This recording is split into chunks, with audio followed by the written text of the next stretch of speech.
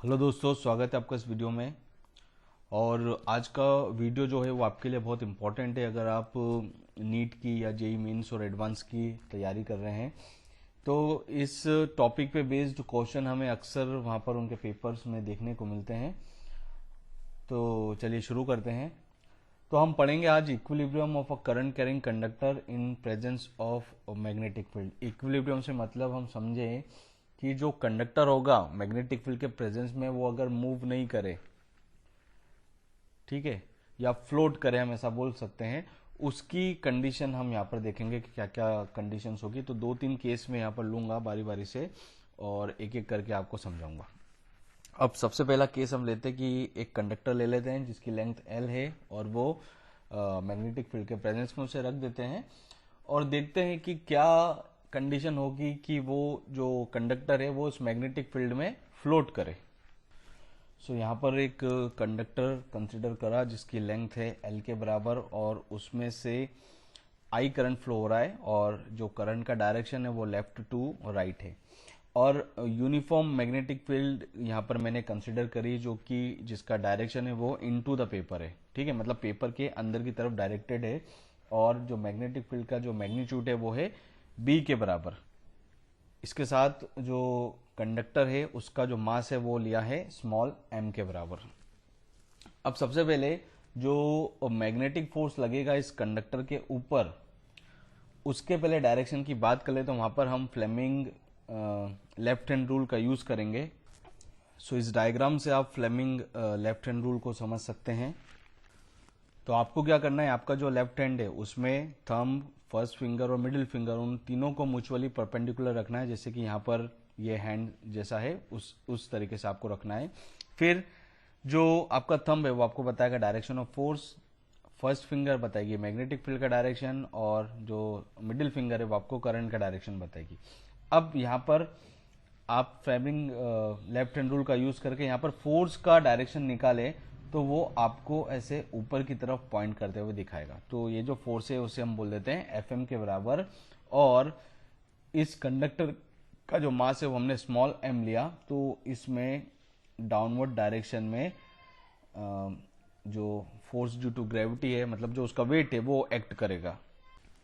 और अगर ये कंडक्टर यहाँ पर फ्लोट करे या फिर इक्विलिब्रियम में रहे तो ये जो फोर्स है Fm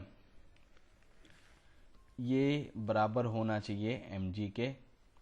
और Fm की जो वैल्यू है, अगर करंट, फोर्स और मैग्नेटिक फील्ड तीनों म्यूचुअली परपेंडिकुलर है तो Fm ये बराबर होगा BIL के। B मैग्नेटिक फील्ड, I जो कंडक्टर में करंट फ्लो हो रहा है और L जो है वो है कंडक्टर की लेंथ।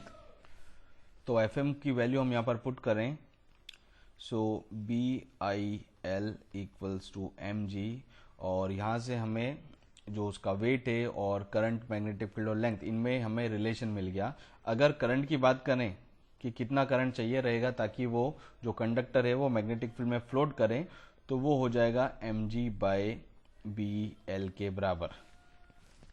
तो ये तो हो गया पहला केस जिसमें कंडक्टर मैग्नेटिक फील्ड में रखा हुआ है और वो फ्लोट कब करेगा उसके लिए कंडीशन आ गई। अब यहाँ पर एक हम टेंशन लेस स्ट्रिंग के का भी केस देखें, उसका भी रिजल्ट बिल्कुल हमें ऐसा ही मिलेगा। तो वो केस में थोड़ा आपको समझा दूं। और ये फ्लेमिंग लेफ्ट हैंड रूल ये मैं यहाँ पर रब कर रहा हूँ अब।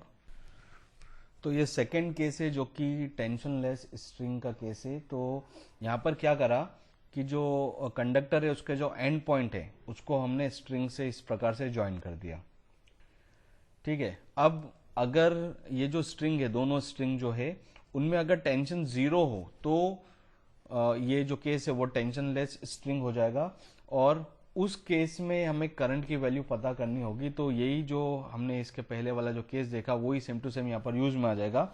देखिए, अगर टोटल अपवर्ड फोर्स की बात करें तो T+T+Fm ये बराबर होना चाहिए mg के। तो 2T प्लस Fm की वैल्यू पुट कर देते हैं जो कि BIL के बराबर है, ये बराबर होना चाहिए mg के।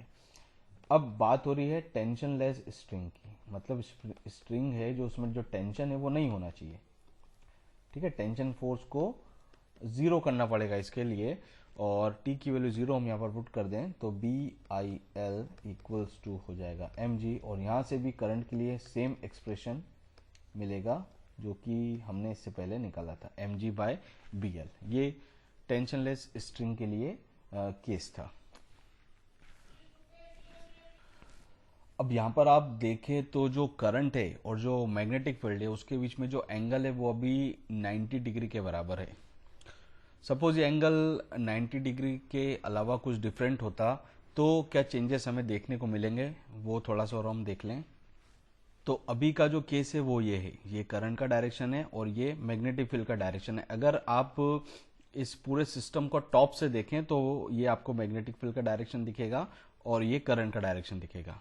और जिस कंडीशन की मैं बात कर रहा हूं वो ये है जिसमें मैग्नेटिक फील्ड और करंट के बीच में जो एंगल है वो 90 डिग्री से कम है और उसे हमने कुछ एंगल थीटा ले लिया है। तो इस कंडीशन में आपको करना क्या है, और इस कंडीशन में आपको करना क्या है, आपको इफेक्टिव लेंथ वो लेनी है जो कि मैग्नेटिक फील्ड के परपेंडिकुलर हो।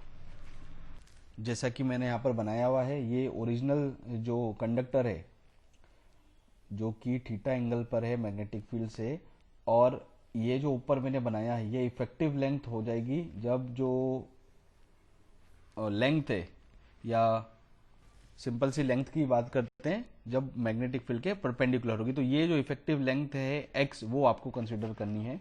तो ये एंगल थीटा है तो ये एंगल भी थीटा होगा, और यहाँ से हम साइन थीटा निकालें तो वो आएगा x/L के बराबर।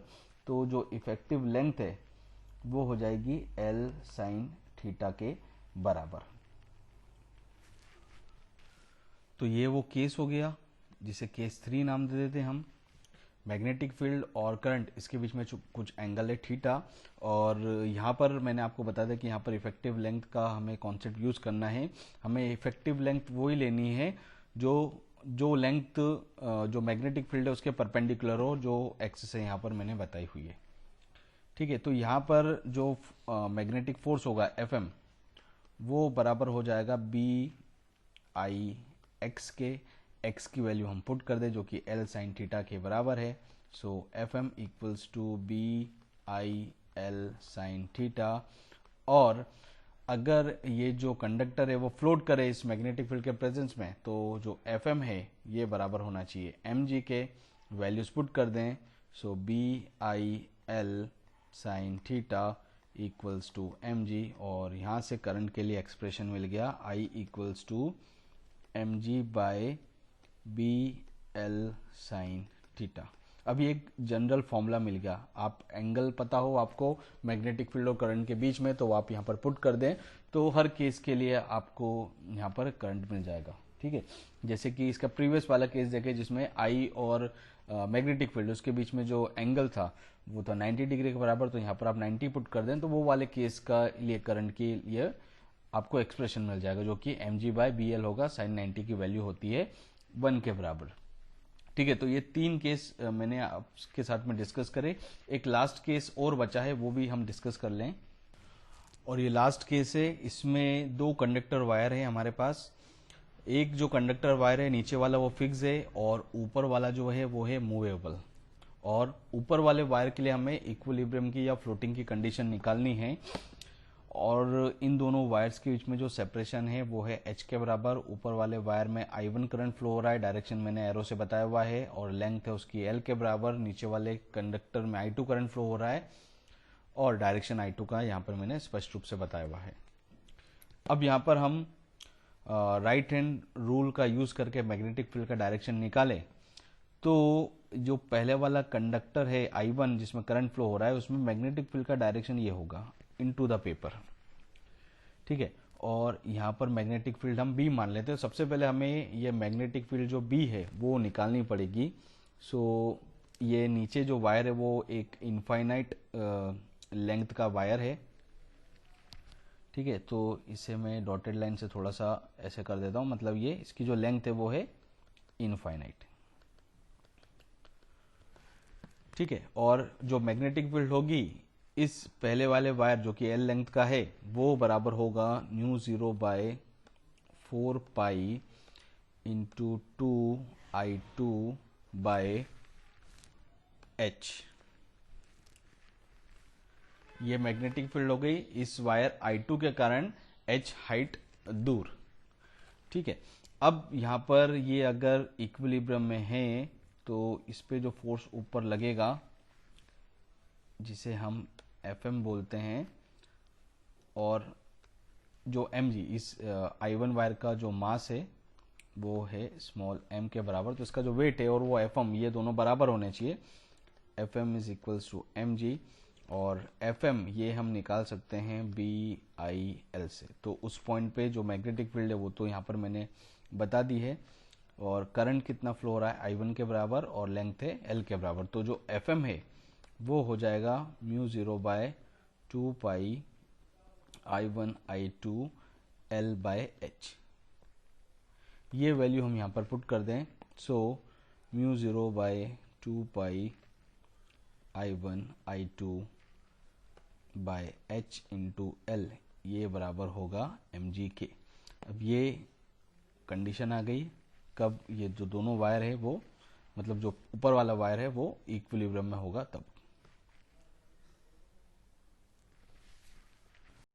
यहाँ पर एक चीज का ध्यान रखना है आपको कि जो करंट है उनका डायरेक्शन ऑपोजिट होना चाहिए। ओके, सो ये था पूरा video on equilibrium of a current carrying conductor in presence of magnetic field, and I hope that this video will be helpful for you all. और आपको वीडियो पसंद आया तो आप उसे लाइक कीजिए, शेयर कीजिए, और चैनल पर नए हैं तो सब्सक्राइब करना ना भूलें, नोटिफिकेशन बेल को प्रेस करें ताकि जैसी नया वीडियो अपलोड हो आपको तुरंत उसकी इन्फॉर्मेशन मिल जाए। Thank you so much, thank you for watching.